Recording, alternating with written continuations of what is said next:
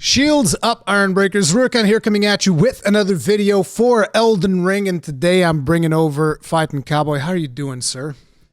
Oh, just living a day in the life. So I finished playing the game yesterday, which is why, like, immediately as soon as it was not yesterday, it was like the day before yesterday, whatever. But immediately after I finished, I was like, okay, now I can finally speak to Fighting Cowboy and not going to get spoiled, and I can finally talk about some stuff. I mean, it's been a while. It took you long enough.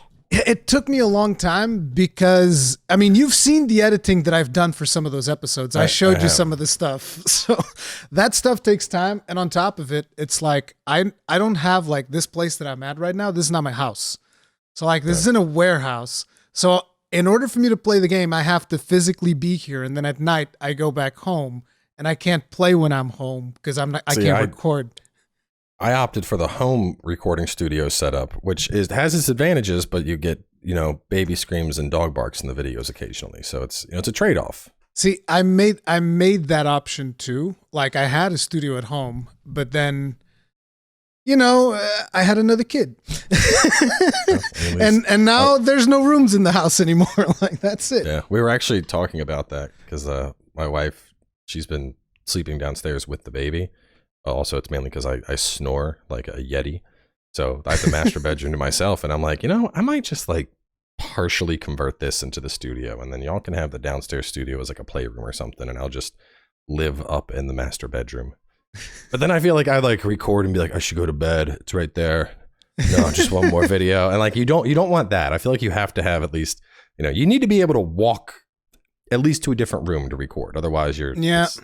It gets pretty degenerate for content creators when you're just like, oh, everything that I need to do what I need to do is right next to me. I don't even have to move. It's like having to move gives you a little bit of a different dynamic today. But anyway, so Elden Ring.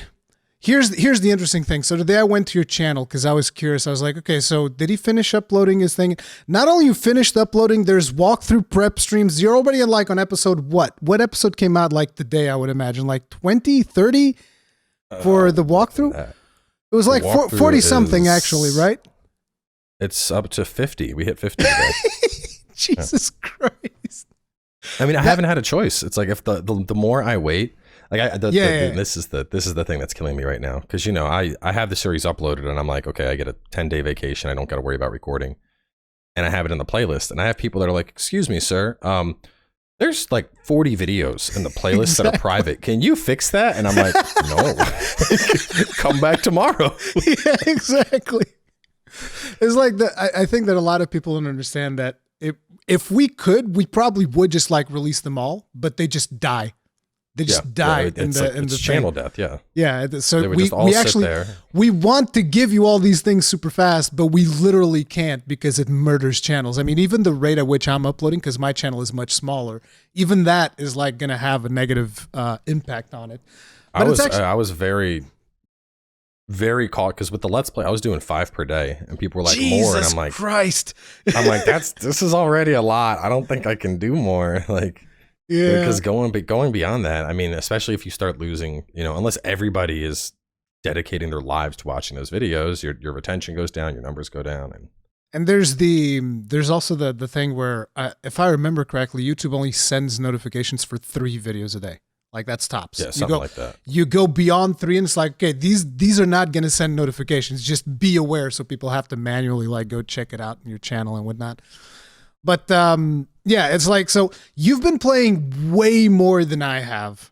So I'm curious, and I have a couple of things that I want to get a start. Because like, look, one of the biggest problems that this game has had, like if you go and talk to anyone, I think the biggest problem in everybody's mind is going to be performance, especially on the PC version. Performance is the biggest issue. And I'll tell you right now, with my hardware, like I have a 6900 XT, I've had a lot of performance, particularly... Not even just performance, it's more like crashes in the later areas of the game. I've had like loading crashes, tons and tons of them. I'm not sure what the deal is with that, and I'm curious if you've had those as well. Like you go into a loading screen and you're loading into like one of the later zones of the game, and the loading screen starts and then it just like stops and it doesn't load in.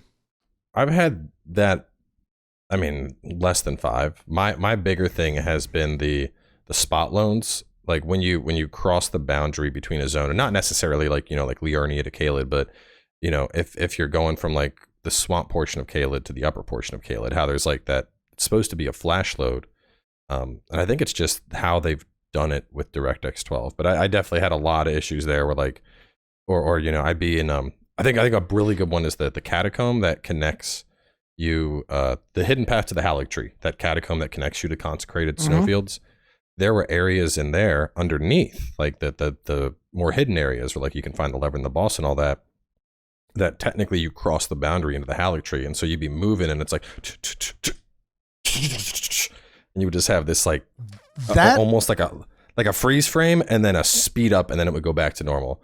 And that would make me shit bricks, like I had it happen one time. I was jumping over a cliff and I was like, oh, and then I landed and ran forward. I'm like, oh my God, like please never do that again. Like that actually has never happened to me. Like those flash loads that you're talking about, that's never happened to me. Like that has been pretty flawless. The PC performance, it's all over the place. So wild. Yeah. And I notice it's a lot on higher rigs too, because I'm running a 3080. I have a 3950X processor. I have a 3080 EVGA, and I have a friend who's running on like a 2080, and he's like, it's going smooth here, and I'm like, well, I don't know. Like it seems like they optimized it to like average, not really average, because 2080 I still think that nowadays 2080 is still a little bit above average than what most people can get. That's above medium, I think. Yeah. But it's like I feel like they tuned it to that, like a little bit above average. That's their optimal tuning, because I also have heard from a lot of people that have like, worse hardware than me, and they're like, runs fine on my rig. I don't know what your problem is. And I'm like, dude, and you can see it on my videos. Like, one of the easiest examples that people run into early on is like if you're fighting the tree sentinel and you turn the camera a certain way, like your frames just go to hell. Yeah. Oh yeah. Early on the pre-release version that we were playing, trying to fight the tree sentinel while mounted, it might as well have been a freaking PowerPoint slideshow. I was like, what is happening? And it was so baffling because it was literally worse than the network test performance. Yeah. And it's a PC thing too. But we did play the network. The network test. The network test was PlayStation 5. PlayStation, yeah. And my PlayStation was smooth. I had, I think, maybe 1 or 2 crashes. Xbox has been smooth. Yeah, PC. It's. I mean, and to be fair, that's always. I mean, we shouldn't have expected better. Yeah. Like, I mean, look at the Dark Souls 1 original release on PC. like you literally needed community mods just to be able to get it to like run properly. Dude, but to give Durante props, like that mod was up within like 30 minutes of the original release or something like that. It was like 30 minutes is like, here, I fixed it. Here's your 1080p. It's only 30 frames because if you make it go faster, it's just like it's playing in fast forward. But yeah, they've always had some issues with PC, but I just feel like this time, because of the sheer scope of the game, it hit it much harder than ever before, I feel like. But yeah, it's like I just wanted to get the performance thing out of the way because, like, I know that people are going to be wondering, okay, how's performance going? And I was also curious how it was on your end. So you had more problems with the flash loads. I had more problems with actual loads where it crashed on me multiple times. I mean, my last recording that I did of the final episode, it crashed like twice in like a span of 30 minutes. And I was like, dude, come on. Like, what do we do? One of the crashes was so bad, I was left with like green artifacts on screen. And I was like, oh my God. I was panicking, dude. I haven't seen that, but the other thing, and this isn't really a performance thing, but they really need to like clean up network. Like a good network performance. I haven't played it at all. Please tell me more. It's just disconnects. It's very inconsistent. Like I'll be playing with a friend and 5 minutes in and it's, oh, you've been returned to your world. Or you invade and then as soon as you get into the world, oop, you've been returned to your world. And it's like, can I please? Like I was talking to Dropout Dragon about it, and he's been really struggling because he's trying to just get invasion footage, and he'll have like one invasion that'll go through to completion in like one of 3 will actually work without the game disconnecting you. And apparently it's an issue. Some people have done tests. I don't. This is just what I've heard secondhand, but supposedly people were testing in the blue cipher ring. The thing that pulls in the fun police. Yes. Apparently that is causing an issue with the multiplayer where if you're already playing with a friend, an invader comes in, the blue ring just keeps running and it keeps constantly trying to yank another person in. And apparently that's causing some kind of connectivity error with the game where like sometimes it works and then other times that that constant, the game trying to refresh and find another person is what's causing the disconnects. So people have been saying to not, not run the ring, but I don't know. I haven't done that testing myself, but that's the word on the street.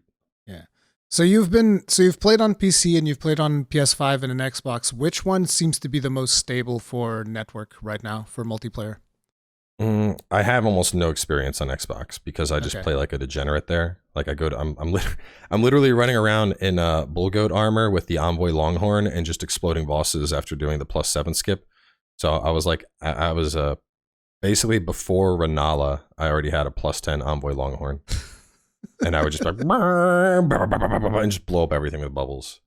But PlayStation for the most part was, I mean, it's hard because like my PC time was over 400 hours, whereas PlayStation was like 50, Xbox has been like 10.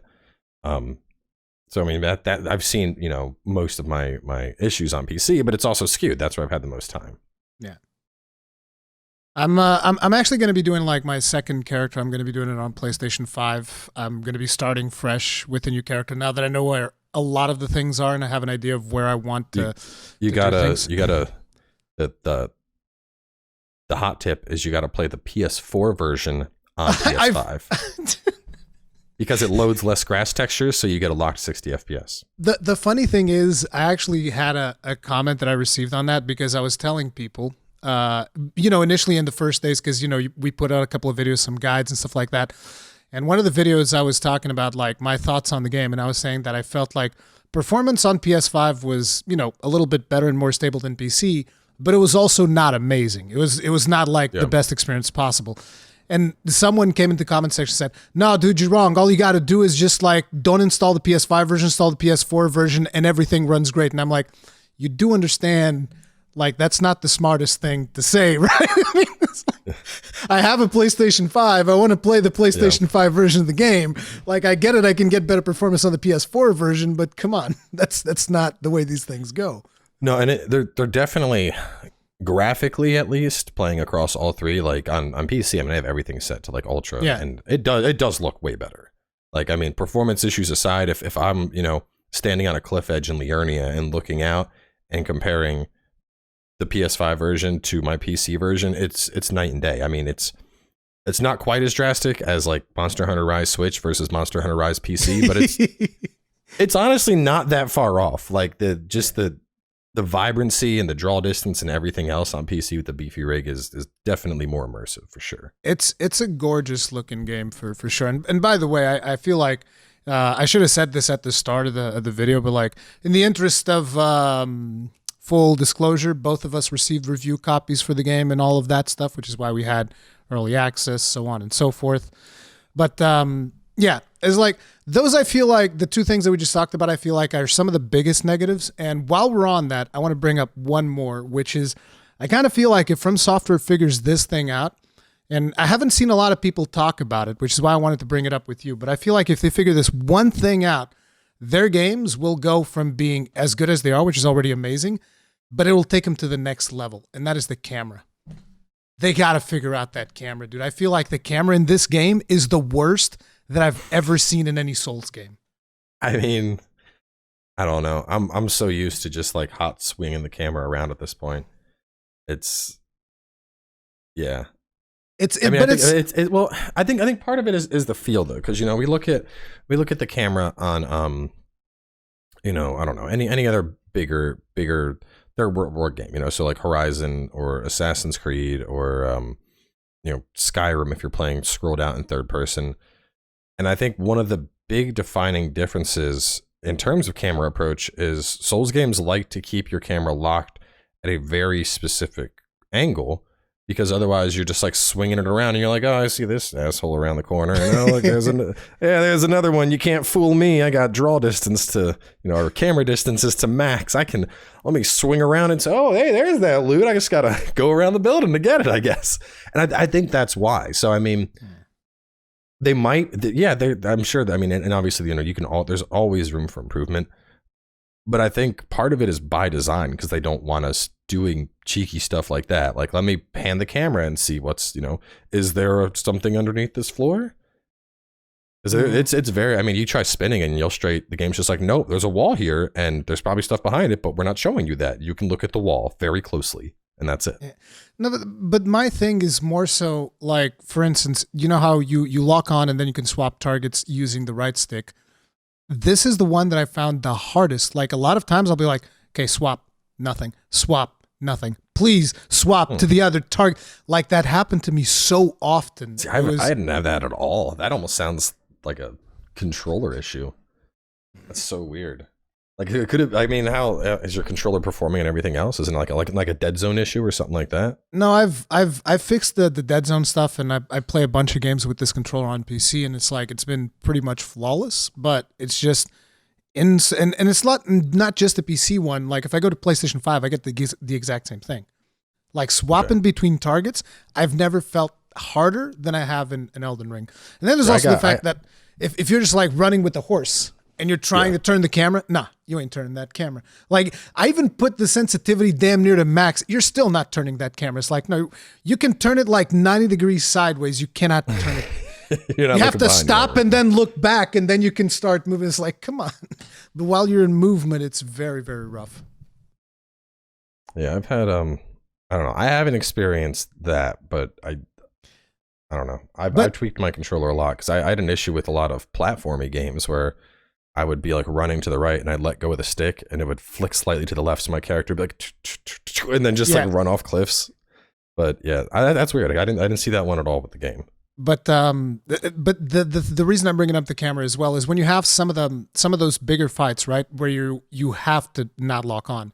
This is going to be something that I feel like a lot of newcomers to the game are going to struggle with because they're going to be like, "Oh, I want to fight this big dragon. Let me lock on." Yeah, it's like, "Oh, you're doing circles around. Yeah. You're screwed," right? But it's like in those fights, a lot of times, what are you looking at? You're looking at the dragon's foot. Like I feel if they would do maybe some dynamic camera stuff or something like that, they give you a better view of the fight. I feel like those fights could feel more epic, even without changing the combat itself. The combat could be the exact same thing. Just give us like a couple of different viewpoints. Something almost like think God of War. And I know a lot of people are going to hate this, like the old school God of War games where they would actually change the camera depending on the stuff that you were fighting. I think it would. All right. So a good example. Did you fight a Dragon Lord? I don't think so. I'm not sure because I fought so many things that I forget some of them. I mean, you would remember this thing if you fought it. It's a hidden boss in Furumazula. No, I didn't. I know which one that is because I know I missed it. It's literally Ghidorah from Godzilla, but in a Souls game. It's amazing. You fought Estelle? Big cosmic anal looking thing full of marbles. Give me just a second. Before we go any further, guys, we're going to go into spoiler territory. Like throughout this video, there's going to be spoilers because at this point, it's been a month. It's like it doesn't make a lot of sense for us to keep jumping around spoilers. So we are going to jumping into spoilers. If you're concerned about that, sorry. We both love the game. You should probably know that by now. So whatever. But yes, I fought Estelle. All right. So a good example is when Estelle teleports away or when they teleport into the ambush. I mean, if the camera was more panned out, you would see that immediately and you'd be like, oh, hey, I see you over there. Oh, I see your laser coming or whatever. And I think that would take a huge part of difficulty off of that fight is that larger camera. Yeah, I think the challenge is that it pans away and then all of a sudden you're swinging your camera left and right. Like where did this thing go? Where did it go? I need to find this. But that's why I'm saying it could be like a dynamic thing. So for Estelle, you don't have to change it because that's just part of the fight. But if you're fighting like one of the many generic dragons that you have, which I kind of feel like for a lot of them, you fought one dragon, you fought most of them in the game. It's like, okay, this one does magic breath. This one does frost breath. This one does putrid breath, whatever. The only real difference was the Dragon Lord had a unique fight and the ancient dragons, the big, the ones with the red lightning. Yeah. Lanciax and Fortisax and all of this stuff. Yeah. All of your default dragons are pretty much... We're gonna fly, and you can run to the left and avoid my fire. I'm gonna do a big breath. You can run up and whack my face. I'm gonna float in the air, and then you can just roll backwards and hit my head after I slam down. Yeah, but it's like, see, in those, I feel like we could really benefit from a little bit of camera stuff because most of those fights, I'm just looking at his legs. I'm like, I'm gonna hit you in your legs until I friggin' get you down, and then I'm gonna smack your face. Oh, dude, I bait face attacks every single time. I would just sit in front of the face and be like, "Come on, swing, whoop, boom," just bonking heads. I was playing double colossal jump boy. I'm surprised you weren't face baiting. Oh man, you would have donked that thing. I was like, because I don't know, I struggled with some stuff. I think it might have been because I was running the source seal for most of the playthrough. Yeah, It was hurting. It was hurting a lot of times. No, and it's hard to not, especially early on. 'Cause I mean, 20 free stats is absolutely huge. You know, especially if you're just to help hit weapon requirements, help hit soft cap stuff like that. It's enormous. Yeah, no, I get that because you start taking some chunks. There's definitely a lot of like really really big hits in this game, and I mean I think in general there is more avenues that have made it. I mean, there's always been some stuff you can use in Souls games to be cheeky and get your kills really, like go down to super low red tier stone ring, thrust boost using a Zweihander and boom, one shot, get down. Like there's always been stuff like that, but I think there are some really ridiculous like weapon arts and ashen summons and all that stuff that you can pull from, like the Envoy Longhorn. Dude, this thing is just it's stupid. It's hilarious because like I'll run up under a dragon and just blow it, and your character and it's like because the bubbles go up and it hits them from below. Yeah, well, and the Longhorn one. So you have three. You have the Envoy Horn, you have the Longhorn, and then you have the Great Horn. The Great Horn does a great Oracle bubble. The regular one, the Hammer ones, do just like a small bubble. But the Longhorn in particular does like 50, 60 bubbles. It's like dude, it's like a Fisher Price bubble machine, and every single one of those bubbles deals a little bit of damage, but they also deal stagger.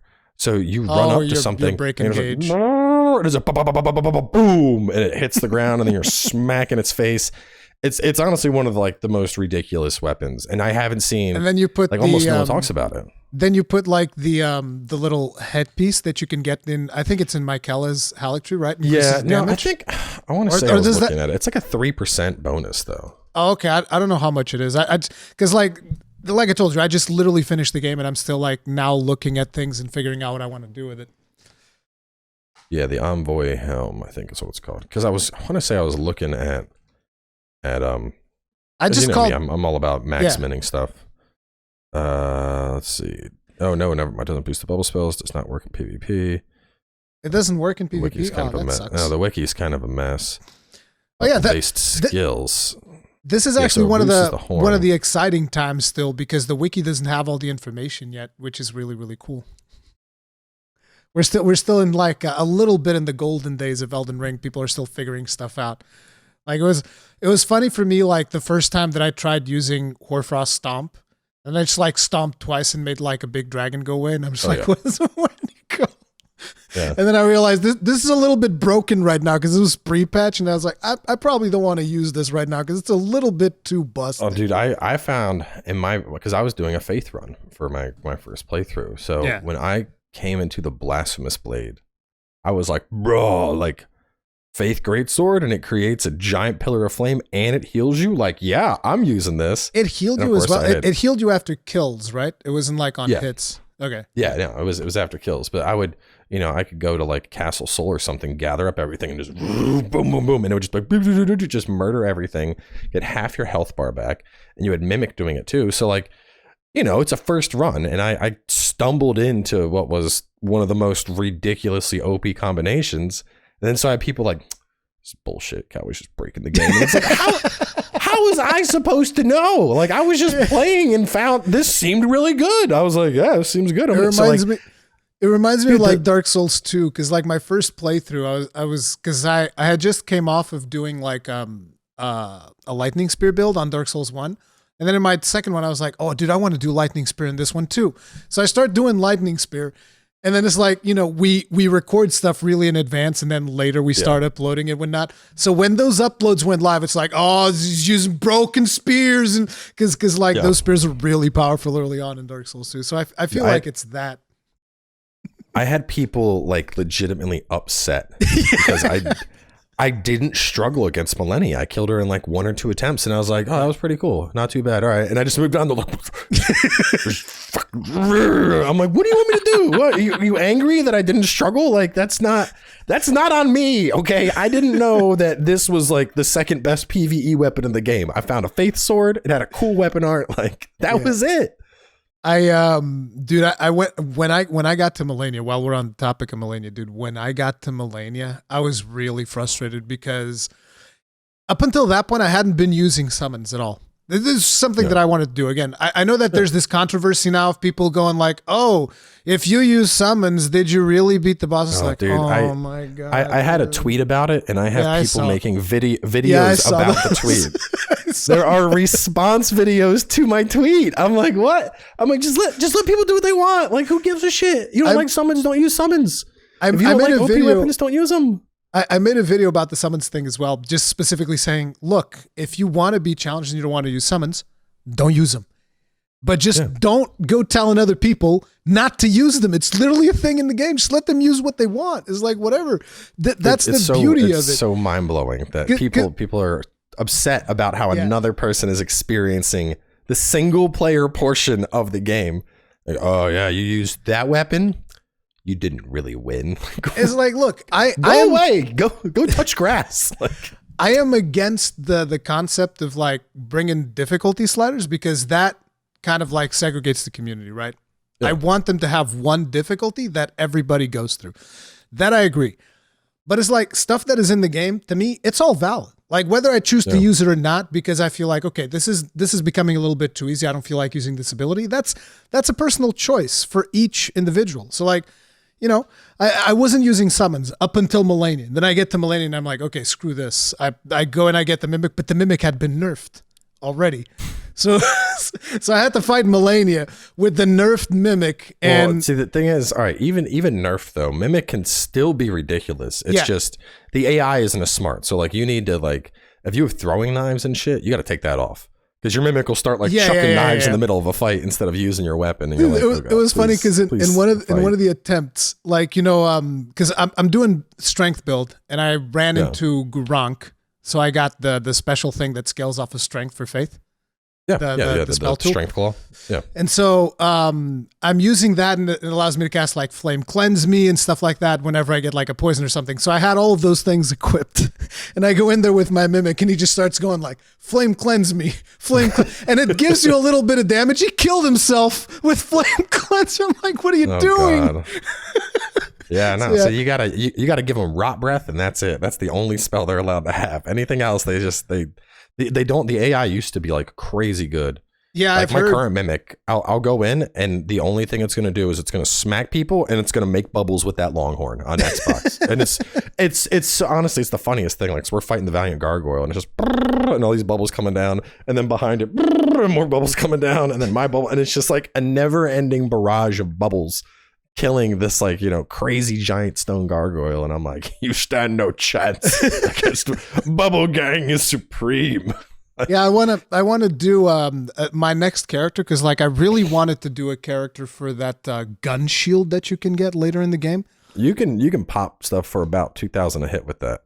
I've heard a little bit of fire boost. Yeah, it's just like I didn't want it to risk it on on my first playthrough because like I said, I was struggling on some of the bosses, and it's like one of the things that I was struggling with is I feel like colossal weapons have a bigger recovery time, or I don't know. They do, right? Do. So like even if you do a jumping attack, like if you do it with a colossal weapon, if you do it with something else, it takes you longer to recover. Recovery frames are longer, way longer. Yeah. Because I was like, dude, there's no way that I'm getting hit because I see the opening, I attack, and I'm still getting hit, and it doesn't feel right, you know? Yeah. Because like you're punishing something, and at the same time you're getting punished back. So that was something that I struggled with a lot. And then I was like, well, if I bring this shield in that takes a big time to charge and then shoot, I'm going to get punished even harder. Well, all right. On the note of shield, so the quality build, the one that I used for the walkthrough, and I don't even think the episodes are there yet, but I ended up pulling from great shields towards the end of it, just because I was like, you know, I want to mix up my playstyle. I've been wanting to do like a great shield, you know, the guard counter and whatnot, and stuff bounces off great shields easier, so I started working with that more. Oh yeah, I use that. A leveled up great shield, like I mean, I usually go for fingerprint just because that's like this game's equivalent of Pavel shield. I didn't even pick it up. I never even saw the fingerprint. Good. Yeah, it's dude fully leveled up. Like the frenzy aside, which is obviously broken in PvP, just using shield bash, my shield bashes were hitting for about 800 damage, And it's effectively like it's like a Great Shield's version of a parry, because you can do it on reaction and you go into the block animation. So you're blocking when that attack's coming down and then slamming something in the face with shield it. bashes count as blocks? Yeah. Oh, I didn't know that. It's amazing, because I put Frost on the shield and something would attack. I'm like, bing, no. Bing, no. And then by like the third bash, Frostbite procs. And then they're just like, oh, no. And I'm like, I'm going to beat that ass. Like, just... Frost doesn't scale off of anything, does it? It scales off strength. Frost scales off strength? Frost Infusion is like B strength, C magic, C dex or something. So it's fantastic on Great Shield because, you already need the strength. Yeah, but I'm talking about the Frost effect itself. I thought it would scale off of intelligence. The effect scales more off strength than int, but that obviously goes into the damage your shield is going to do when you do the bash.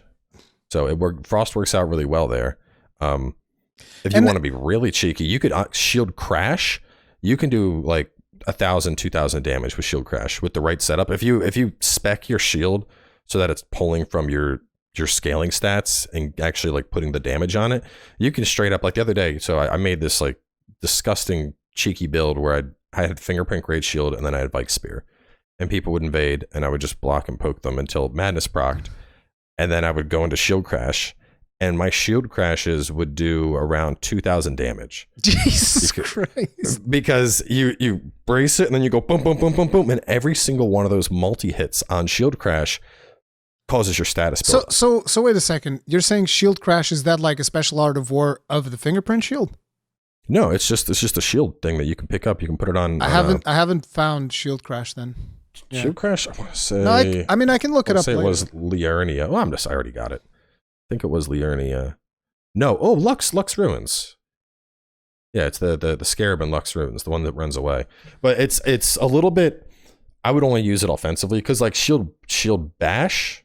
So you have bash and you have crash. Bash is almost like a parry. It's instantaneous. So you can do that on reaction and you'll block the hit and slam them, which also completely shuts down Rivers of Blood spam. Like I'll have people, that's all you see in PvP right now is Rivers of Blood. Every time I see it, I'm like, boom, boom. And like obviously I'll still get the bleed build up, but I'll cut out all the damage and I'm slamming them in the face for like 700 damage. And they're like, oh, I don't.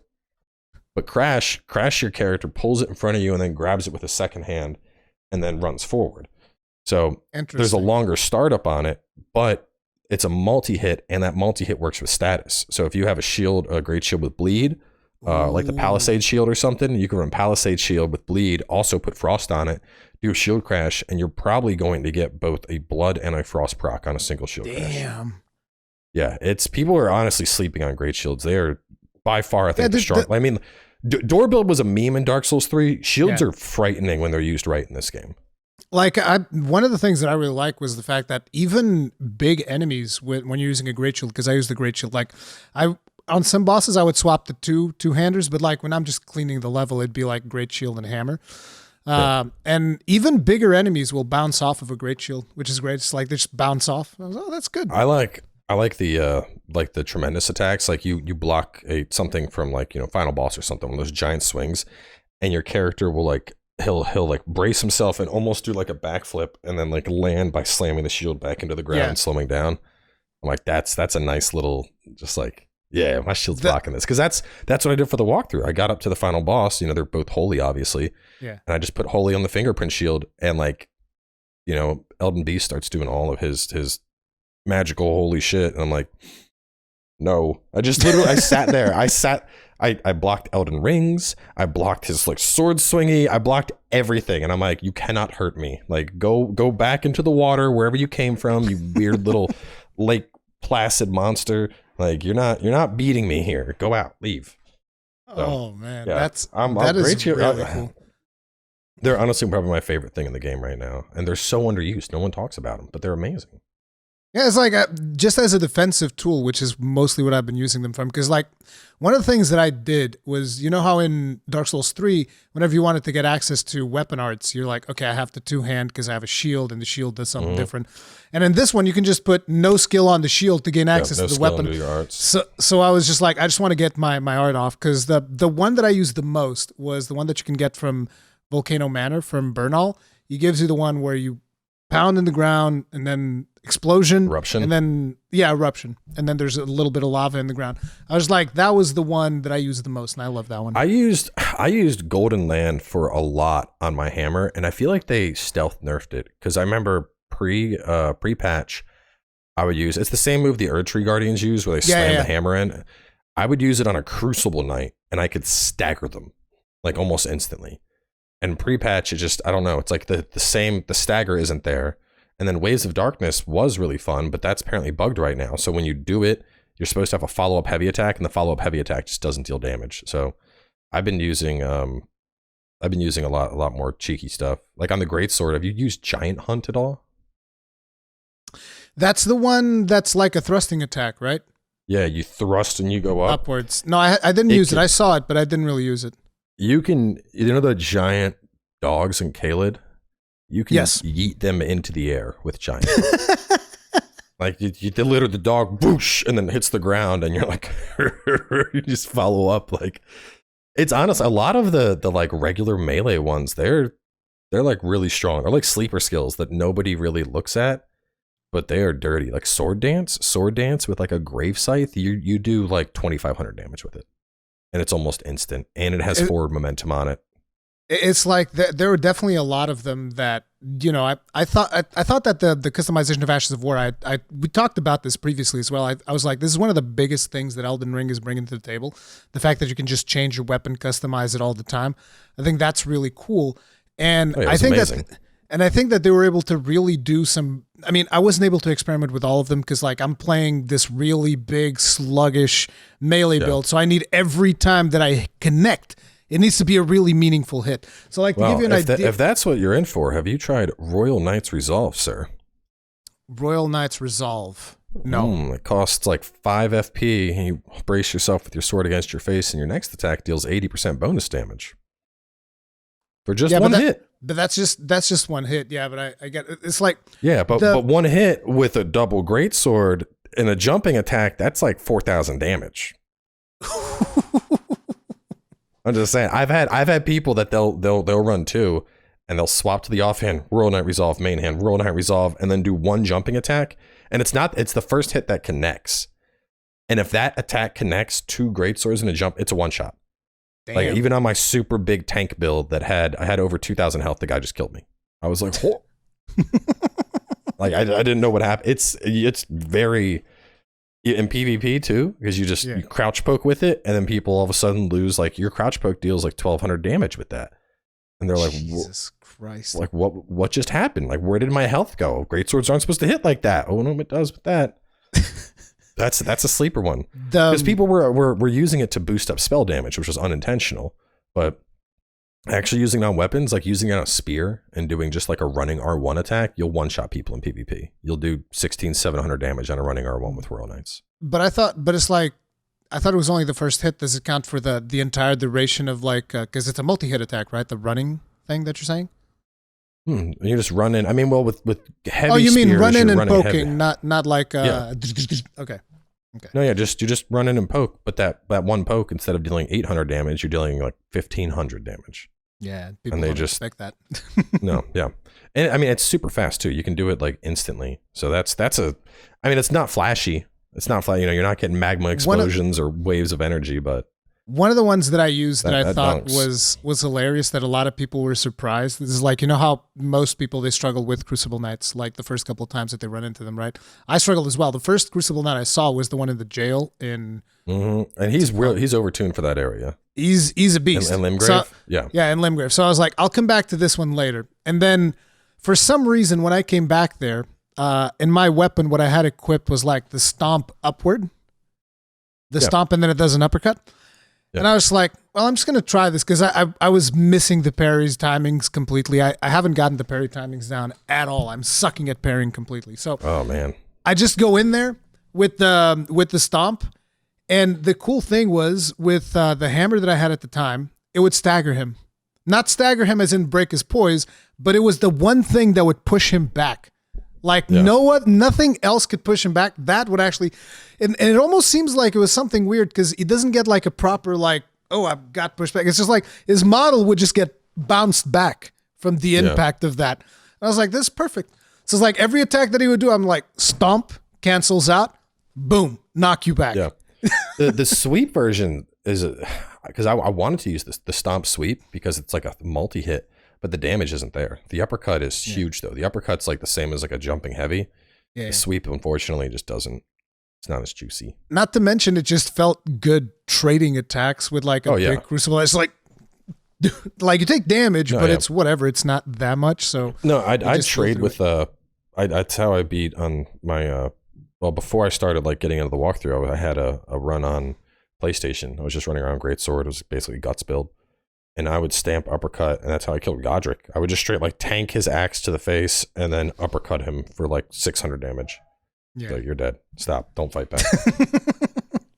that is so you got to get, once you get the parry timing down in Crucible Knights though, they lose all threat whatsoever. Yeah. Like now, man, it's like I'm like parry, critical, hop over your stamp, parry, critical, hop over your stamp, parry, critical, and they can't do anything. It's honestly like, it's almost depressing because I think about how much I struggle with them, and once you learn the timing, they become one of the most trivial enemies in the game. Like I'm not even joking. It's ridiculous how they are worse parry bait than Gwyn in Dark Souls 1. They're just like, boom. Oh no. you just abuse them with it. It feels bad. That's good. I got to practice a little bit more parry. But the thing is, again, we were talking about the Great Shields. The Great Shields are just so appealing that I never had parry throughout most of the playthrough to begin with. And then eventually when I was like, oh, I'll try to parry this boss. Like I tried parrying Melania and I was like, oh my God. No. Well, those, I mean, you got to get the triple parry to even get the critical. Yeah. So that's a little iffy. But I've been a big fan of spell parries. As soon as I got Thop's Barrier, I used that. And then I swapped over to Carrier and Retaliation when I used that. I mean, you have the spell parry Great Shield that shoots out the Holy Bolt back. That one's fun too. I did that thing on that character that's in the Carrion Study Hall, that invader. Yeah. Because like she's the second time I went there, I had the shield and she's like all the way in the distance. I'm like, okay, let's play then. And she would shoot the spell and I'm like, boink, boink. It was really fun. Yeah. I've heard that there's even a way to get that thing to proc with a spell and it would shoot stuff out by itself. So that was pre 1.03. It was basically an exploit. People were calling it machine gun shield. But so what you do is like you do either poison yourself or use Flame's Deadly Sin or something. And anything that caused you to take constant tick damage, you could then use the shield's effect and it would proc off that tick damage. So it was so bad because you would go into PvP and you'd have this guy and you'd see him and he'd light himself on fire and then he would just run at you with a shield and he would just bish, bish, bish, and you're like, oh my God, can you please stop? And it was worse than that. Hilarious. Because Flame's Deadly Sin, it would also take on the property, for whatever reason, it would take on the property of the weapon you were wearing. So then, just to take the exploit even further, people were using it with the Eclipse Shotl, and they enchant the Eclipse Shotl, which puts a death buff on it. You know, like you'd hit people a couple times, but they would just run at you, and they didn't even need to actually hit you. If they just stayed in your vicinity for about 5 seconds, you would proc death and instant kill players. So you would just, you'd have literally these like dickheads that would just they'd invade your world. They'd light themselves on fire, and then they would just run at you and roll in circles, and you'd die in 5 seconds. It was terrible. I mean, it's the whole 3 fingers thing. It's the flame of chaos or whatever, right? Yeah, they're lighting themselves on fire and killing people. Sounds about right. Right now, the Carrion Retaliation is the bug, and this one's definitely been pissing me off because I use Carrion Retaliation since the start of the game. You know, it's a fantastic spell parry. You parry a spell, you get little swords, they deal damage. They buffed that in 1.03, and they probably overbuffed it because you can get like 2,000-3,000 damage off those swords now, which is obviously way higher than it should be. But the exploit is people are using like glintstone scraps or something that generates a spell in front of you. They're parrying it, they're getting the swords, but since it was a self parry, the swords aren't showing up to other players. So people are doing PvP, and someone just walks up to them, and then all of a sudden their health disappears, and they're like, what happened? You know, people are assuming they like got hacked or something, and it's just somebody killing them with invisible swords. But it's spilling over because in the walkthrough, I'd use Carrion Retaliate. I'd be fighting a mage. I'd use Carrion Retaliation, kill him with the swords. And someone there like abusing the Carrion exploit in PvE. Wow, so original. And I'm like, it's a spell parry. I'm parrying a spell with a. Like, first off, the exploit is the invisibility of the swords in PvP, not the damage. But secondly, what am I supposed to do? Just not spell parry? It's a spell parry. I'm going to do what it's meant to do. And I've been doing it since pre-launch before you had this game. So shut up. I feel like, you know, this is probably, if not the most successful, one of their most successful games. I haven't checked. Oh, it's easily the most successful. I think it's the most successful, but I don't want to make that claim, but yeah. It claimed the top 5 of all time concurrent player count on Steam. Literally, if you look at the top 5 most played games ever in the history of Steam, Elden Ring is number 5.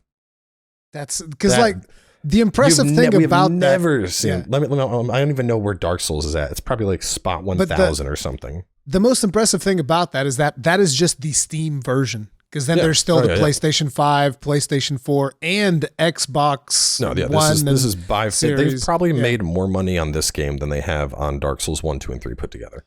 Which I'll tell you what, I even made a video about this before the numbers came out where I was like, I want them to make like filthy amounts of money. I want them to need a big, you know, the movie We Need a Bigger Boat. I want that to be Miyazaki. He goes into his office and he's like, guys, we need a bigger boat for all of our money. Because like I think this is the most complete game that we've seen come out in the last decade. The most complete, like feature complete. Would you agree with that?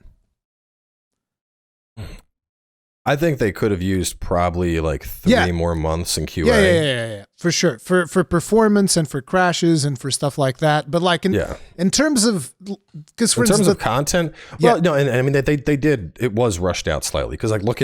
I mean, I started doing the walkthrough and then 1.03 comes along. We have fixed a bunch of NPC quest lines that were not functioning at launch, and you know, FromSoft was probably like, hey, we need another month to get some quest lines done. And Bandai was probably like, just release it and patch them in. Yeah. Because like I started doing the walkthrough and I had parts where I'm like, so this quest line, like for example, the pot village, when I got to the walkthrough episode, Jar Baron didn't exist in Jarburg at the time. So in the walkthrough episode, I went there and I'm like, this place is kind of weird. There's a bunch of pots, but there's nothing here. Just murder them for loot and grab what you want. So after the fact, they added an NPC. So there's a quest there? Oh my God, I didn't have it either. Yeah. So I have the title of my video now says like Jarburg, please read pinned comment. Because if you go there and act like a murder hobo now, the little pot child is like, so this is who you are, cuz just another filthy poacher. And then you fail his quest. I'm like, post patch new quests that weren't finished at launch. That's I mean, it's ultimately like it's point. You get a talisman that increases the damage of your thrown pots, which like nobody's gonna. That I think no. I have the helmet. I have the helmet because that description. I was like, okay, I have an item that does that, but it's a helmet. You put like a pot on your head. Yeah, it's like a 10. I would not sacrifice a talisman slot for a 15% boost to my firebomb damage. Like, no, I think there's more important things. The cool thing about that as well is because I barely used any of the crafting items, and you know when I got to Millennia, I was like, hey, maybe I should start using some of these crafting items, and I'm just like, okay, I'm gonna craft a bunch of these potions. I think I was trying to rot the perfume bottles. No, not the perfume bottles. The ritual pots, whatever. I don't remember exactly which effect I was trying to get. It was either blood or whatever, right? And I was like, okay, let's try to do this. Dude, she dodged every single one of them. I'm like, whatever. Yeah. Never doing this again. The perfumer stuff is honestly insane. There's one, you know that the opaline bubble tier that like prevents one hit of damage no matter how hard it is. There's a perfume bottle that gives you that effect and an attack power boost to you and anyone you're doing co-op with. Yeah, so you can be playing with the buddies. Yeah, that one's nuts. There's one that's it's like that Dark Souls, was it Dark Souls 2 or Dark Souls 3? That spell that would make you basically slow walk, but you had like almost max defense and max poise. Iron Skin. No, that was Iron Skin or Iron Flesh. That was in Dark Souls. That was Dark Souls 1 even. Iron Flesh. Yeah. Well, it's basically it's the Iron Flesh effect. So you can pop that in PvP and then just walk up. People try running into you, and you're like, no, bonk. There's some crazy ones in the perfumes for sure. People are sleeping on those, I think. But it's like I get it that it still came out sooner than it should have, and I said as much in my opinions. I was like, it could have used a little bit more time in the oven. I didn't know about all of these quests because I messed up a lot of the quests. Like for instance, I I messed up Ronnie's quest, and I think that the way that I messed it up was not particularly fair because Ronnie specifically tells you, okay, there's these 3 dudes that work with me, but I don't really care that much about them, so do whatever you want. And I'm just like, here's Saluvis, like, I want you to go poison the fella. And I'm like, nah, fuck you. And I smacked him in the face. It's like bricks the whole quest. Well, I mean, to be fair, as a Souls vet, you should have probably known smacking NPCs is not a good approach to content. I mean, I know, but the thing is, she specifically says, I don't care that much about him. And I'm like, okay, well, good. I want to kill this one because he's an asshole. I don't like him. He is an asshole. Yeah, he's if you continue his quest, he actually asks you to try and slip a potion to Ronnie and turn her into a puppet. Oh, my God. And then that obviously will destroy her quest line. And she's like, I banish you or something. But I think it is, I actually felt very, what's the word? Validated. Because I remember in the review, I was like, yeah, I enjoy FromSoft's quest design, but with the open world and keeping track of NPCs, unless you're using a journal, it doesn't really work. You need something. And sure enough, 1.03, what do we get? NPC icons on the map to tell you where people were when you last talked to them. Yeah, I mean, I guess the icons is fine, but it's like ultimately what a lot of people are asking for. I feel like when that argument comes up, a lot of people are specifically asking like, okay, I want like a quest tracker so that I know where I have I think that that's what a lot of people want because they're used to that, right? Like you go to a Ubisoft game, what do they want? They want you to see the whole game, the whole thing. Ubisoft, you might as well have a GTA arrow pointing you in the right direction. Exactly. I don't need that. I do think, I think the markers helped a lot, but I think they could have done, you know what I would have liked? Like some NPCs, and some of them do this. Like for example, you'll have, Alexander is great about it. Alexander will be like, I heard there's fiery mountains up north. Yeah, exactly. But like the Grape Maiden, thank you for the grape. And she just. By the way, I found her 3rd location that you never found her again. I've found her since. I mean, you found her since. But what I'm saying is like I actually ran into her, and the worst part was because now I know where you get the last grape. But I killed Renala. And after you killed Renala, you can't get invaded anymore. So when I went to the spot where you're supposed to get invaded by the guy with the last grape, I didn't get invaded. They never spawned, yeah. So I've spent probably like, I don't know, 3 hours or something, just like running circles around where the maiden is. Because like, first spot you find her, you usually already picked up a grape because you just killed Godric. You pick up the grape, you could talk to her. And then the second spot you find her, there's ruins and you go down and there's a grape right there. So I was like, okay, so the 3rd grape's going to be close by. And I'm just like running around and trying to do, I never found it. And then, Well, and it's because you need to do Edgar. You need to get Edgar all the way down at Castle Morn, which is the opposite side of the continent. No.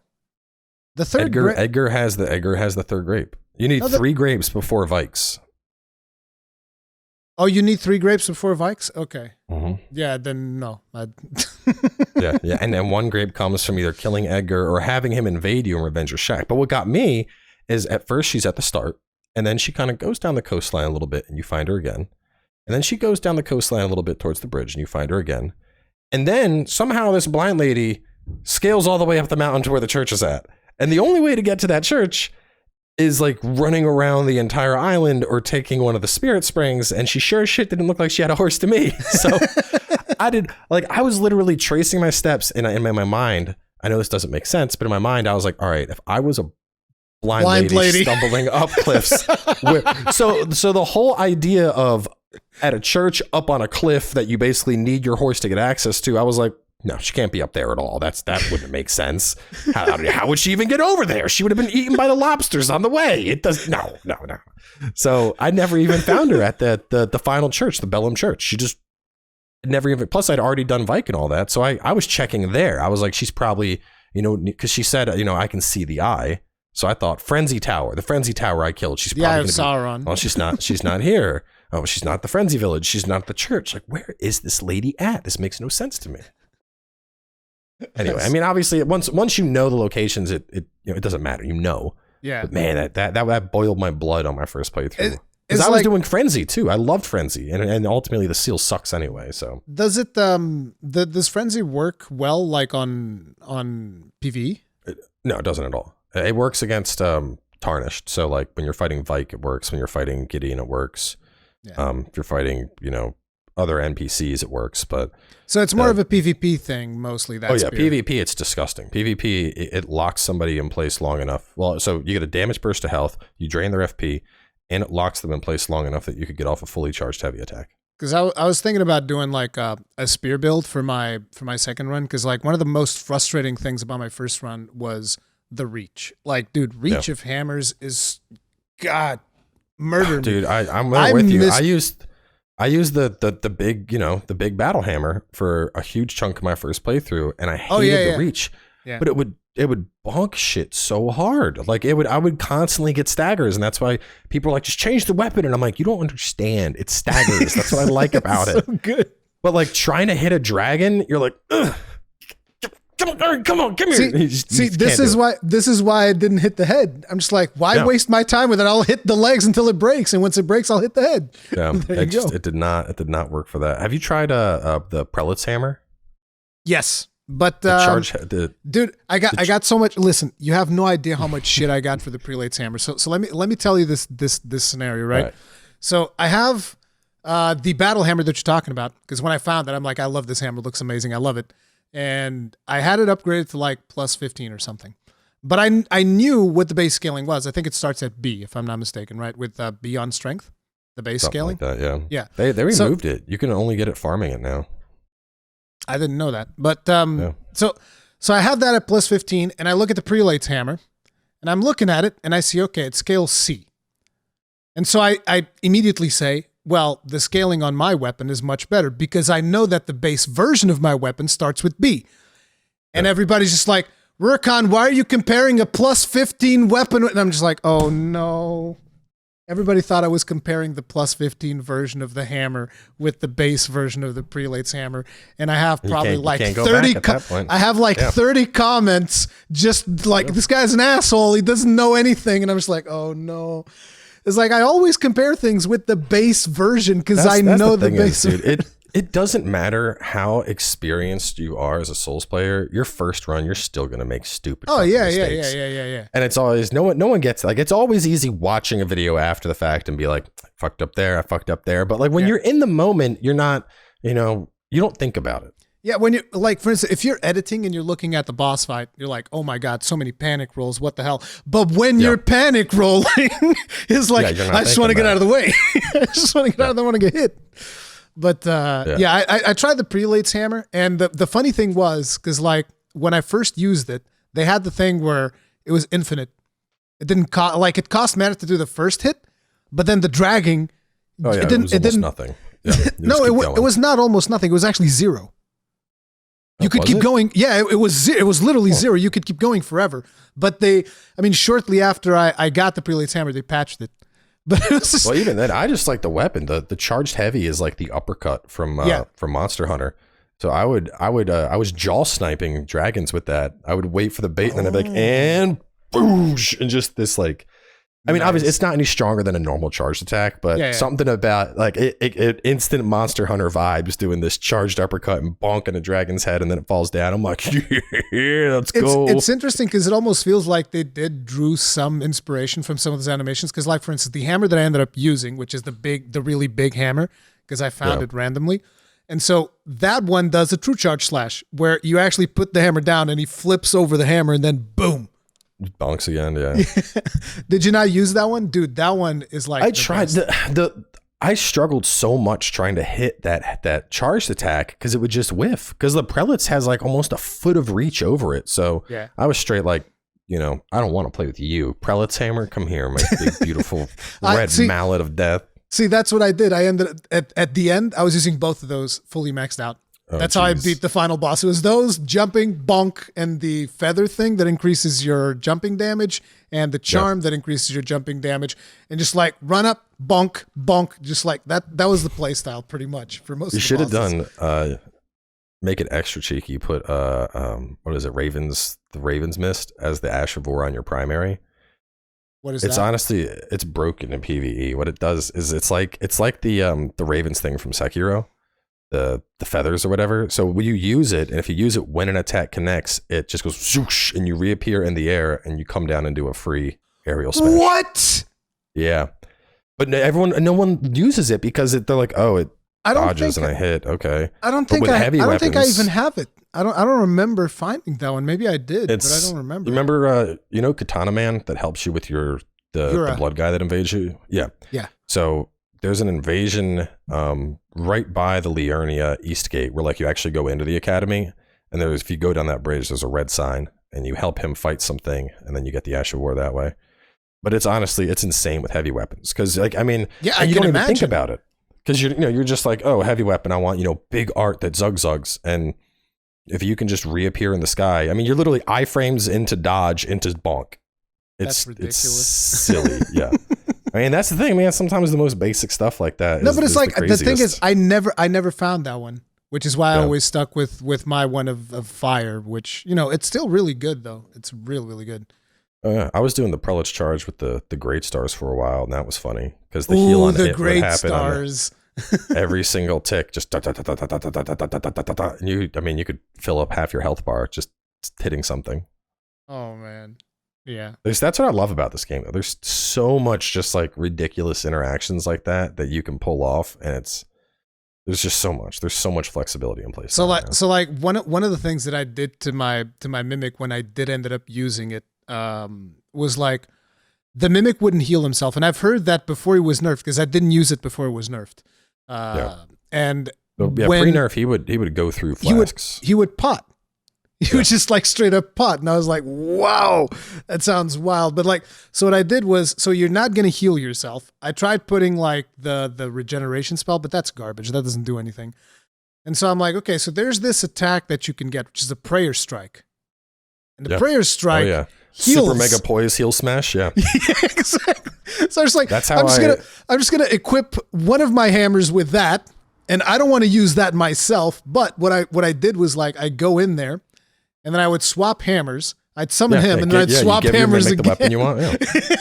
So That's good. literally how I beat. the triple crystal ladies that you got to fight like right before Millennia. I've heard about that. I've never fought them. What do you mean triple? Like so when you're going to Millennia, there's just like routes, and if you just like walk up them like 5 feet, there's 3 ladies guarding a chest that has a rotten crystal sword. Yeah, but I've heard that there's a boss that there's 3 of those. Oh yeah, there's also a boss with 3. Yeah, there's a boss with 1, 2, and 3.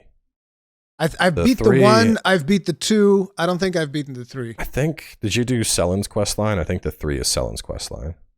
No, it's a cave. It's a cave literally behind a hidden wall. Oh, okay. It's just it's in the mountains. There's like a gravestone, and then you go back like another 30 feet, and you just hit this wall, and a path opens, and there's a whole dungeon cave inside.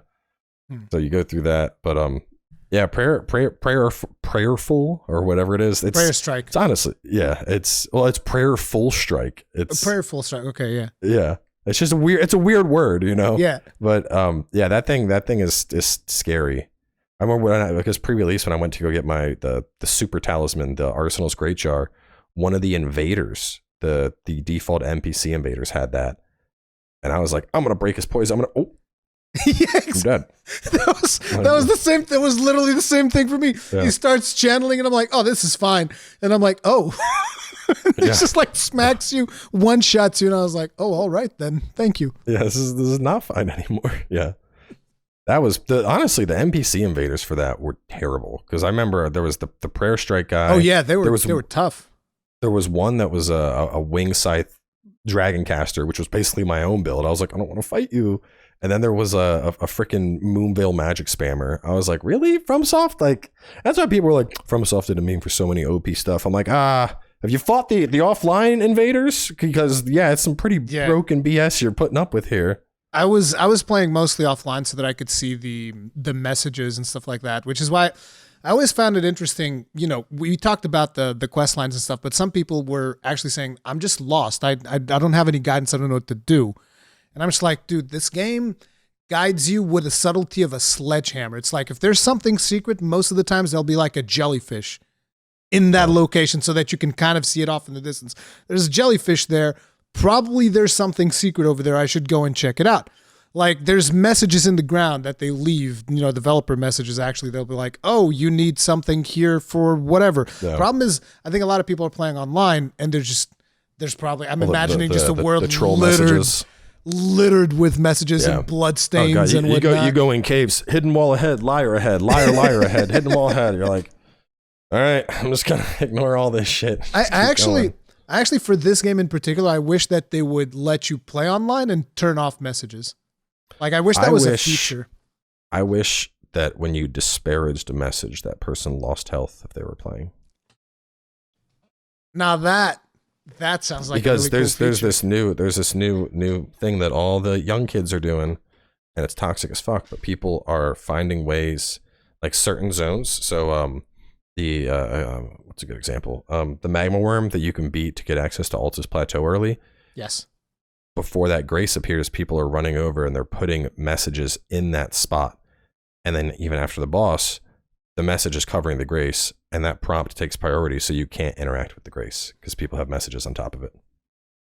And so I had that happen the other day, and I had to quit the game, reload in, and then interact with the grace before the messages spawned in. So wait, the messages don't let the grace spawn? No, the grace spawns, but you can't like switch between. You only have a prompt to interact with the message instead of interact with the grace. And then obviously people interact with the message and they're like, fuck this guy, and they disparage it. But by disparaging it, that person still gets a heal. Oh, even if you disparage it, they get healed? Mm-hmm. Any interaction. So people are doing it. They're basically leaving messages in areas that are going to be super annoying because players just want to interact with the grace or an NPC or whatever, and this message is in the way. I can see this like in a lever, for instance. Yeah, like someone's trying to pull a lever, and yeah, people are doing it in hopes that someone will get upset and then disparage the message so they get a free heal while they're playing the game. Do you really need that free heal that bad? Jesus Christ! It's like usually fairly easy to get. In terms of like how much healing is available to you, it's not like it's that big of a deal. No, there's a ton. Yeah. So I'm curious about one thing, which is like one of the things that you definitely talk about in your review, and I've talked as well, like even in the title of my video, is like Elden Ring is massive. Elden Ring is friggin' huge. It is a gigantic game. Do you think that it's maybe too big? No. I think it depends on your, like, if you're just blindly playing through. For a second, I thought you were just going to say no. That's it. No. I was like, next question. No, so if you're blindly playing through, you can get probably about 150 hours out of a playthrough if you're trying to find everything, which is that's good value because it's not 150 hours of, not to disparage another game, but like I was trying to play Dying Light and everything felt so damn samey on the sequel. Yeah. I mean, you have a couple repeat bosses in Elden Ring, but the zones and the approach are all very varied, extremely varied throughout. So I never felt like, oh, it's this. I mean, except for the cat things. When I'd find the cat things, I'm like, this asshole again, this freaking stupid stone cat. How many times do I need to teach you this lesson, old man? But so that, I mean, it's 150 hours of fun. But even that aside, like on my Xbox run, I know what I'm doing.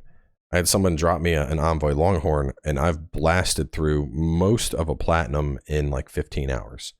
Like I basically have already cleared all the previous demigods leading up to Morgott, cleared out the sewers to kill his twin brother. I'm running around with exactly what I need. So once you know where to go, you can burn through the game. You can clear it, 20, 30 hours easy.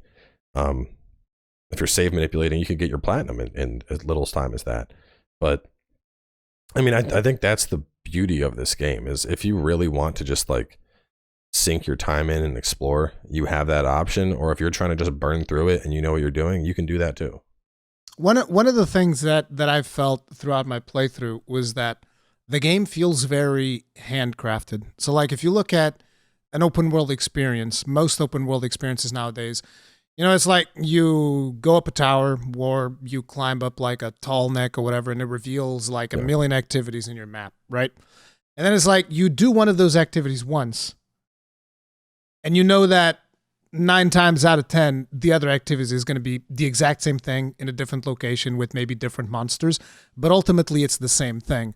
Whereas I felt like with Elden Ring, you know, like you do a dungeon, and even though the tile set is remarkably similar, they do different things in some of those dungeons. Well, to be fair, I will say to the tall neck comparison, I'd agree for Horizon 1, but I thought Forbidden West did actually a really good job clearing up tall necks. I said you tall had the necks. one where you got to take it down, the one where you have to like float onto it. Like those were actually, that was one of the things I praised the game for. I was like, because this is a mundane, oh, I got to do this, I got to get my map. And they actually did a good job varying it up. Yeah, I said tall necks very generically for like, you know, just reference for open world games. But yeah, the tall necks in Forbidden West are very good. Yeah. But it's like, that was the thing. Like, for instance, the dungeon, the catacombs beneath Leyndell. That blew my mind, because like you go to the. I'm not talking about the sewers. I'm talking about. I know what you're talking about. The looping. Yeah, the looping catacomb, dude. With the same dead enemy placement and the same loot and everything is the same. Yeah, that place, I was stuck in there for about 30-45 minutes. Me too. But it's like, it's hilarious. The creativity. That one, did you find the teleport chest trap dungeon? Yes. Yeah. That one has something similar. Yeah. There's an A dungeon and a B dungeon, and they're identical with the exception of like one ladder in the little watery area. But it's like, to me, the most hilarious thing about the Leyndell one is like how you suddenly find yourself in the loop, right? And then you're like, okay, so I know that if I go this way and this way and that way, and then this leads back to the, what do you call it? The Grace. The Grace. This leads back to the Grace. And then you get there and it's just like a dead end. And you're like, wait, what? And then I start circling around, and there's one of those horned enemies that I killed, and there's another one standing next to it, like, yeah. And I was like, what is going on? Yeah. I think I actually killed myself in that dungeon and then went back through it, dropping the stones because I thought I was going crazy. I went back through and I was like, and I got down and I'm like, all right, well, I know I left a stone here, so either this is a copy pasted loop or this game is erasing my stones, and I don't think it's the latter. And so then I finally found it, and I was like, this cheeky shit dungeon got my way. I thought it was cool. I thought it was creative. It was frustrating at the time because, you know, I'm like trying to wrap up my Let's Play episode, and I'm looking at the timer, and I'm like, we got to wrap this up, dungeon. This is taking too long. Like, where's your freaking exit at? I'm sick of your bullshit. And let me out of here. The funny thing is, I feel you can't fast travel out of them. You know, there's no escape rope or anything. So you're either kill yourself or you're stuck in that dungeon. Oh, right. Because I was thinking at the time, oh, probably people teleported out of this and they didn't even find it. Yeah. And now you're saying, yeah, that's right. You can't even teleport. Because I didn't try to teleport, because whenever I would be caught in like a dead end, I would think to myself, like, no. From Software never puts, even if you can teleport out or do some nonsense, like, there's a very rarely will they put you in a situation where there's no exit from. Like, I think that's an extremely rare thing that they do. So I was like, no, there's an exit to this dungeon I'm going to find. And then you walk through the door and the door is open. And I'm like, wait, this door was closed a while ago. And now there's these two dudes here and there's a reward there that almost makes you think this is over. And then, no, it's not. Yeah, stuff like that I thought was really cool. And I know that I've missed a lot of things. Like, for instance, I never got to southwestern Liurnia. And I know that there's an area there. I've been murdering myself trying to get there, and I couldn't get there. That's Ronnie's Quest. Yeah, exactly. That's why I wasn't able to get there. But that's one of the areas. That quest is so obscure. I think to the point where I don't even know. I mean, the only reason I figured it out is because I was conversing with like 3 or 4 other people that were also trying to figure it out, and we all came together with like the little pieces of the puzzle that we had. Yeah, which I mean is part of the Souls game, but it's insane because there are like at least 2 different points in that quest where you think you are done. You have the, you know, thank you for your service, I'm going on my way. And you're like, great, I wrapped it up. No, not quite. Here, talk to this doll a couple times. And then, thank you for killing the invader. Have this ring. I'm going on my way. Great, cool, I got a ring. I don't know what to do with this, but I guess the quest is done. Nope, actually, you need to, like, one throws you for a loop. It definitely, like, and again, I didn't finish it because by the time I figured out your Celibus the Celubus thing, I was able to get the doll, but I wasn't able to get invaded anywhere else because I had killed most of the bosses. The one thing I haven't done with him, you can take his potion. So you can make Nefeli a puppet and then have her as like a summon. But apparently you can also do it to Dung Eater. And people are saying Dung Eater is like crazy good as a summon because he has probably is. I killed Dung Eater because like the second I freed him, he's like, I'm gonna kill everybody. No, actually, before I even freed him, he was going like, I'm gonna kill everybody that you like, and I'm like, well, I don't want that. It's like I don't want you to do that. Why are you asking me to free you and telling me that you're gonna kill everybody I like? That's not gonna happen, buddy. His quest is messed up. There's a whole thing on it was this viral tweet, and it's like, can't believe FromSoft put a character in the game that literally eats shit and fucks corpses, and they dedicated an entire ending to him. They did. That's a thing that happened. Yes. The thing that upsets me about the Dung Eater is the fact that he's got the Solaire symbol on his chest, and I'm like, dude, that's low, man. That's low. Why you got to do our boy dirty like that, man? What's wrong with you? See, now the hot lore is that after Solaire was corrupted by the Maggot Eater. Oh no. That's what happened to him. Oh no. I don't even want to consider that, dude. That's messed up. Poor Solaire, dude. Solaire was such a nice guy. He was one of the only nice guys in the game. And now he just eats poops and bangs dead people. His quest is if you leave a prawn man alive, the guy that cooks the boiled prawn, he moves to a location later and gets like tortured and murdered by Dung Eater.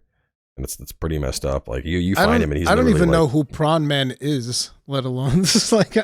See, this goes to show. There's just so much. There's so much. But the thing is, I think that's a positive thing. But unfortunately, it's like the age that we're in. Everybody's just going to go to Fex for Life to figure out, like, or a similar website to figure out which quest lines they want to do and whatnot. But I think that the intended thing is like what you did to figure out the Ronnie quest line, which is like you talked with 3 other people, you were all trying to figure it out. You pieced together the puzzle before the information was even like available online. That is like the intended thing. The problem is that most people nowadays are just like play by themselves or whatever, and they don't really talk too much with other people. But that's the point. It's like there's all these puzzles in this game, and you're supposed to figure it out as a group. And personally, I like that type of design. The thing that I would like them to do, which I wanted to bring up earlier, and then we got sidetracked, but it's like, you've ever played one of those Etrian games? What games? Etrian. It's like a JRPG, first person. Etrian. This was there was a ton of these on the 3DS.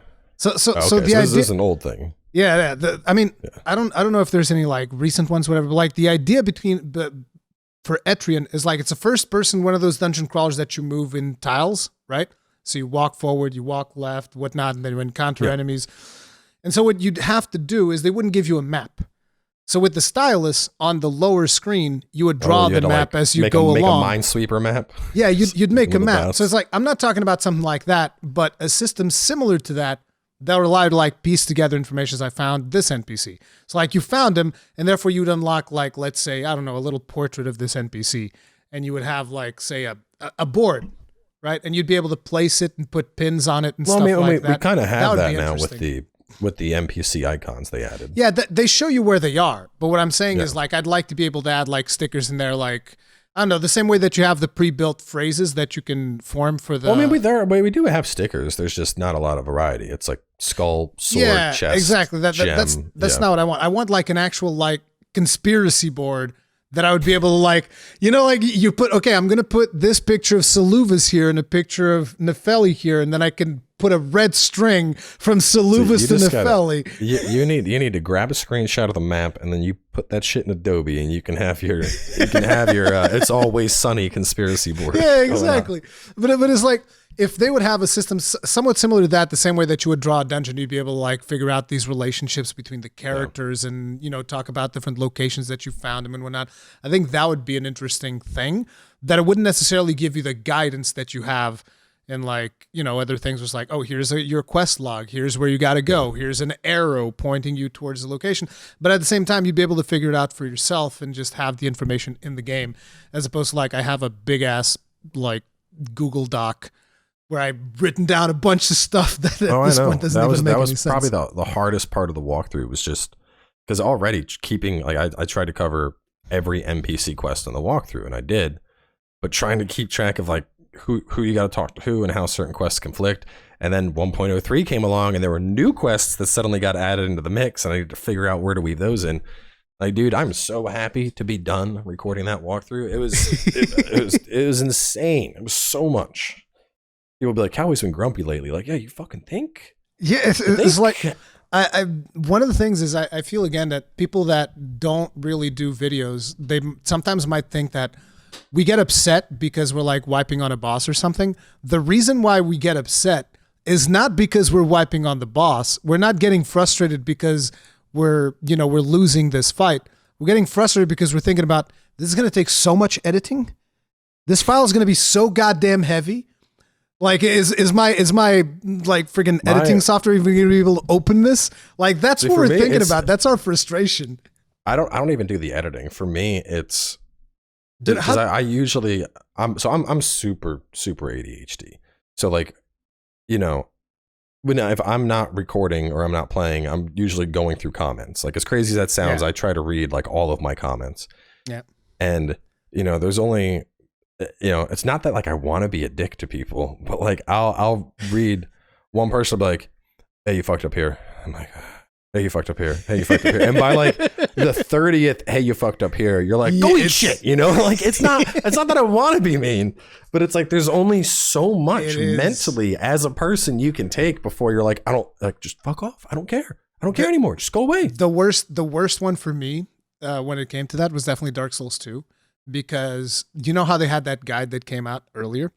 Dark Souls 2 is when a lot of people were like, oh, this previous game is really successful. I should get into this. So they got into it. They bought the guide. And so I'm doing a blind playthrough. And there's all these people that already read the guide.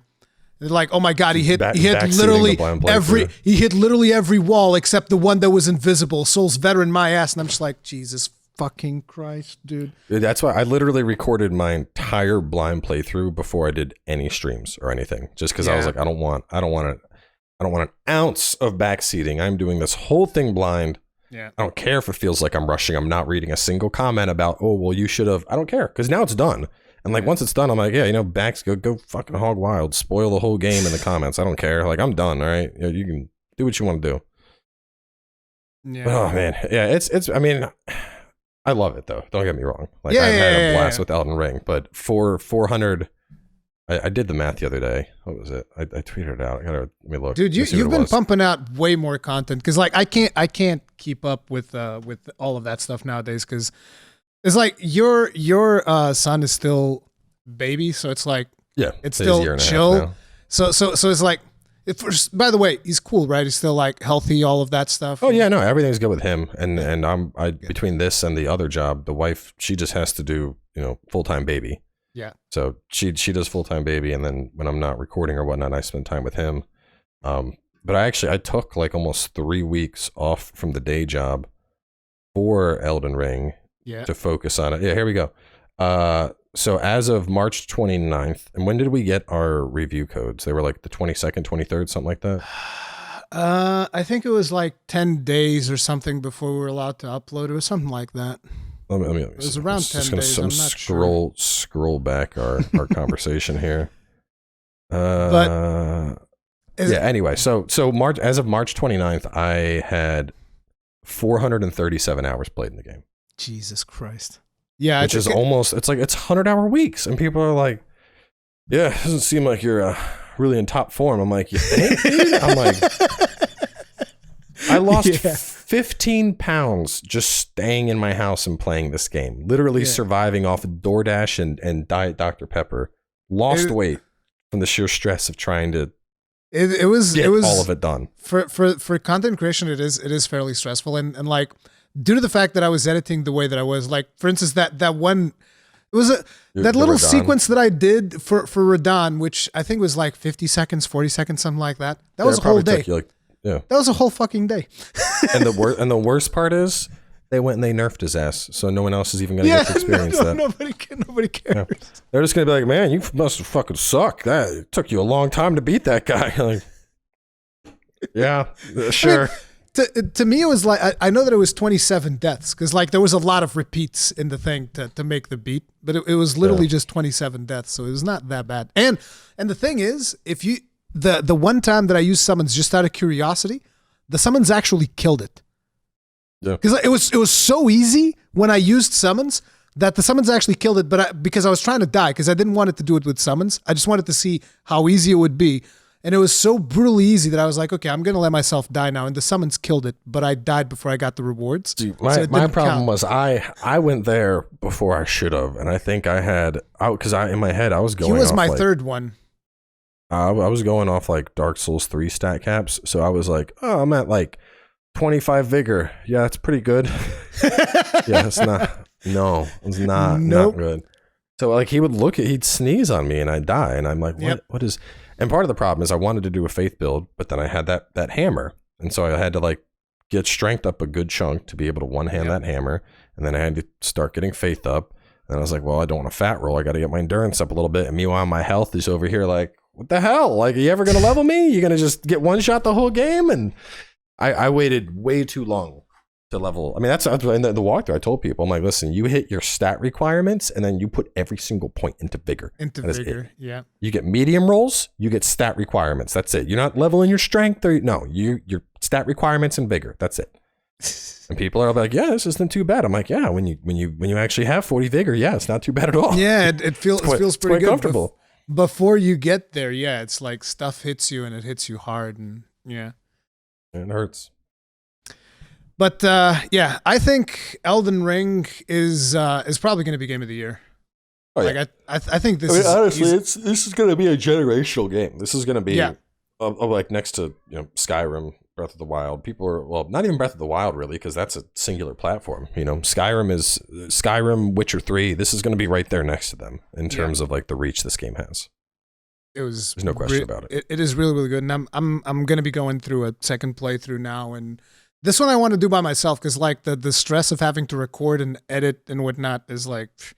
But the thing that I was bringing up with your kid is like when they get to school, when they start going to school, your time is going to be so much less than what you have right now. You have no idea. Probably. I mean, right now it's not too bad, especially because we're well enough off that the wife can just full-time stay-at-home mom, so that definitely helps a ton.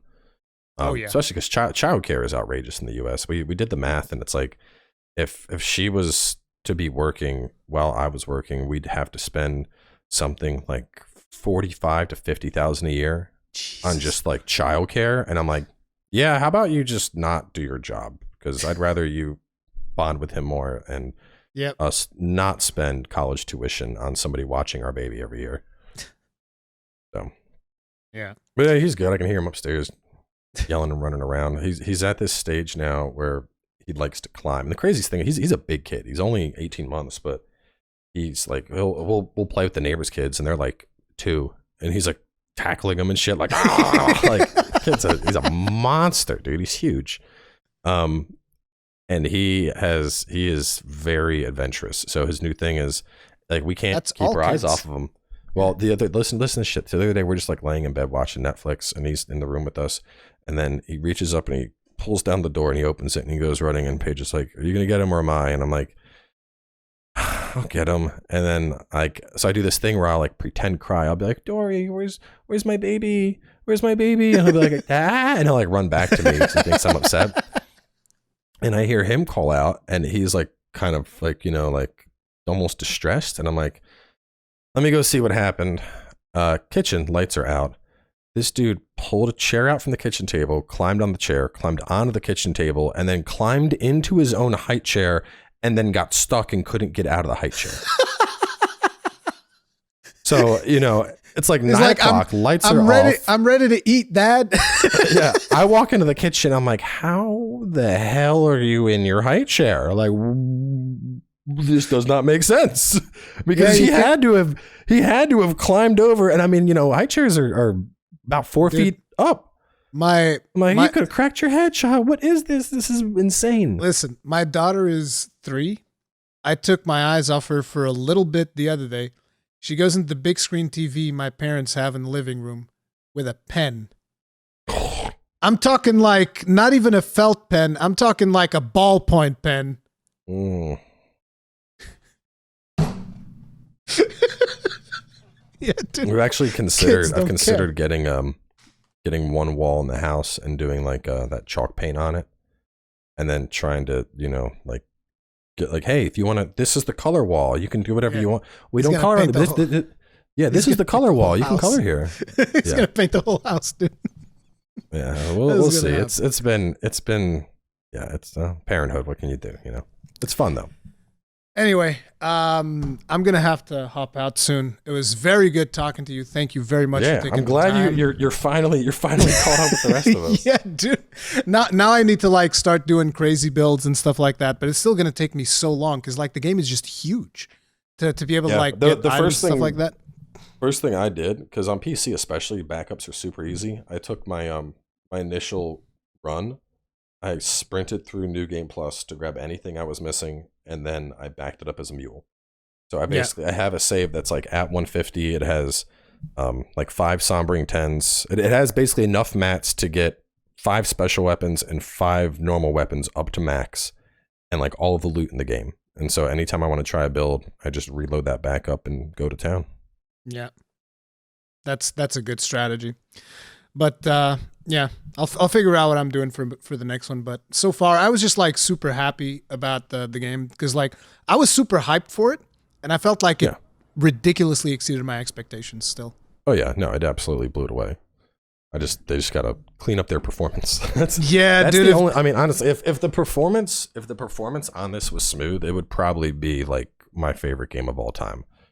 But I mean, like I said, I've had 400 hours in a month. Like, obviously, I'm enjoying my time with it, but like, I want the performance to be better. That's the only thing. If they can smooth out that performance, like it's damn near perfect. The one thing that I would also like to see is a couple of camera improvements would go a long way for me as well. But like, just fix the performance, and this is hands down one of the best games ever made. Which is why I also said like I wish they had delayed it like for a couple of months, like really give them the time because this is a masterpiece. It's like straight up a masterpiece as far as I'm concerned. Oh yeah, no, for sure. I saw some people talking there like, what do you think FromSoft is going to do next to top it? And I'm like, this is their magnum opus. Like, I mean, not to say like it's all downhill from here, but like, I think it'll be very hard for them to top this. I don't think they can. I mean, I think we're going to probably get some really good DLC, but my personal guess, I think there's all the rumors about Armored Core, so I really hope that's coming back. I think we're going to see Miyazaki lean more into one-offs, stuff like Sekiro. I think we're going to see, I don't know, the way I feel playing Elden Ring and seeing all the improvements and all the influence from all those other games, to me, it almost feels like a send-off to Souls. Yep. Like, here it is, the penultimate Souls game. This is the ultimate Souls experience in an open world. Have fun for the next 10 years. We're going to move on to, because Sekiro, I don't even consider Sekiro Souls. Like, I had a blast with it, but it's very distinct from Souls in the sense that, you don't have that build variety. You have a singular approach. Yeah. And I think we're going to see more stuff like that, or maybe more stuff that's more spin-offy like Bloodborne as opposed to the whole, but I think that's I think that's a good fantasy. I think that's a good thing that they do more stuff like Sekiro, because I know that for a lot of people that's not necessarily what they want, but I feel like Sekiro brought very different combat to the forefront. It was because you look at Demon Souls, Dark Souls 1, Dark Souls 2, Dark Souls 3, and Elden Ring. And yes, these are different games, but it's ultimately the same combat, some improvements here, some different things there, all of that stuff. Then you look at Sekiro and it's something completely different. Even Bloodborne, just the change from like being able to block to the transforming weapons, the gun parries, the rallying. From a mechanical standpoint, it's essentially yes, it is a Souls game, but Bloodborne is definitely in a different wheelhouse from the other Souls games, just because it promotes speed and aggression in gameplay. And I feel like that is where From Software is at their best, is in new IP. Yeah. Which is why I think Elden Ring is really cool. If they had done Dark Souls 4, I don't think it would have been as good. Because like I definitely feel like Miyazaki does not want to keep reiterating stuff. Even 3 was great. Dark Souls 3 was great. I still like Dark Souls 1 more. And I know that Dark Souls 3 to an extent, like Dark Souls 3 was awesome, but you could see it felt like they were checking the Souls boxes. We're gonna bring back this NPC, we're gonna bring back this NPC. All right, get these iconic weapons and bring them back in. People like this, bring this back in, bring patches. Add a couple boss fights. All right, make sure we have a gimmick boss. Okay, there we go. Dark Souls 3, Souls is done. Like, I mean, it was a good game, but it did, you know, looking at it in the scope of all the games, it hit those marks in the sense of like, we want this to be done. We want to do new stuff. Yeah. And Elden Ring feels like kind of a closeout and evolution to that formula, but I mean, it's the same, you know, you don't see, you know, look at Skyrim, look at not Breath of the Wild, but Wild Hunt. Yeah. You know, you don't see people being like, okay, wait, where's Wild Hunt 2? Where's Skyrim 2? Like, they're generational games for a reason. They take a shit ton of time to make, and, you know, I think it is what it is. It's a beautiful game. Enjoy it for what it is. Which is why, dude, considering that it should have had those extra months, dude. It's like, really, it should have had like just a couple of extra months, iron out that performance problem. Yeah, it'll get there. I mean, shit, look at Skyrim. You still basically Jesus Christ. You still need the unofficial Skyrim patch to actually play it properly. Yeah. But anyway, that is going to be it, guys. There's going to be links to Cowboy stuff, but you probably already know way more about Cowboy than even me. So it's like, whatever. Oh, and this is your channel, so I'd hope they know more about you than me. I mean, I would imagine most of the people that watch me probably watch you too, so it's whatever. This is your channel? This is my channel now. Exactly. But check out his stuff. He's doing like a full 100% walkthrough. I mean, he already did it. He's uploading the full 100% walkthrough. He also has a blind playthrough and a crap ton of builds. I saw some of the builds that you were doing earlier. Builds. Yeah, those builds are looking freaking spicy. This is easily the best build variety we've had since Dark Souls 2. Oh yeah, it's phenomenal. Hands down. There's so much possibilities. But yeah, we'll see you guys in the next one. Stay strong. Stay safe. Peace out. Adios, folks.